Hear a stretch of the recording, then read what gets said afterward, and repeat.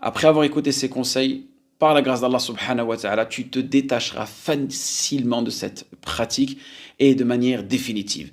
Tout simplement, sache qu'Allah te préserve, que en réalité, cette pratique-là, c'est tout simplement une fornication avec ta main. Cette main qu'Allah subhanahu wa ta'ala t'a octroyée pour effectuer certains actes habituels, certains actes d'adoration. Cette main-là, tu fais le tashahhud avec. Essaye juste de conscientiser cela. Que cette main, Allah subhanahu wa ta'ala, il te l'a octroyée pour pouvoir effectuer des adorations. Et toi, comment est-ce que tu l'utilises? Tu l'utilises pour pratiquer un acte sexuel interdit. Il est totalement interdit. Il n'y a personne qui remet ça en question. Allah subhanahu wa ta'ala dit وَالَّذِينَ هُمْ لِفُرُوجِهِمْ حَافِظُونَ, ceux qui préservent leur partie intime. Et ensuite, Allah subhanahu wa ta'ala nous a donné des solutions. Comment l'être humain peut tout simplement évacuer cette tentation, cette passion qu'il a au fond de lui, cette envie-là. Comment est-ce qu'il va l'évacuer? À travers le licite. Et sachez, barakallahu fikoum, que utiliser sa main en aucun cas est un moyen licite. Ensuite, sachez aussi quelle est la raison. C'est ce qui va nous intéresser. C'est qu'énormément de personnes aujourd'hui, à travers les réseaux sociaux, à travers les films pornographiques, les images qui se transmettent facilement, ben, ta mémoire, elle emmagasine toutes ces images-là. Ces images-là, elles sont plus ou moins au fond de toi. Et à un moment, ces images-là, elles te gênent, elles te dérangent.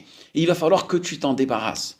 Et comment est-ce que tu vas t'en débarrasser? Étant donné que tu ne veux pas commettre l'irréparable, c'est une bonne chose, qu'est-ce que tu vas faire? Tu vas te dire, ben, vaut mieux que je fasse ceci.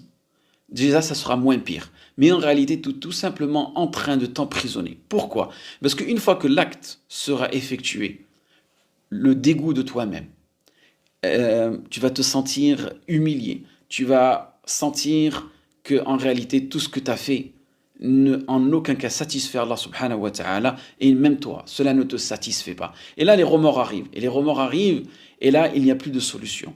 Et là, c'est là où on voit qu'en réalité, ça fait partie des ruses de Shaitan.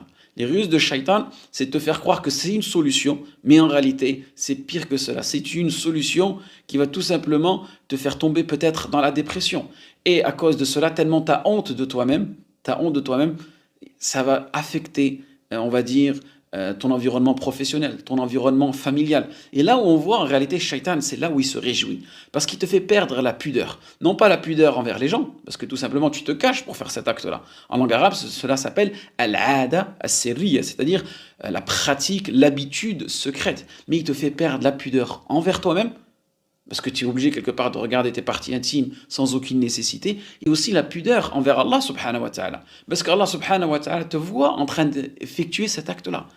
Et aussi, essaye de conscientiser que quand tu es en train de faire cet acte-là, il y a des anges qui écrivent tes actions. Et cela sera mentionné dans tes feuillets.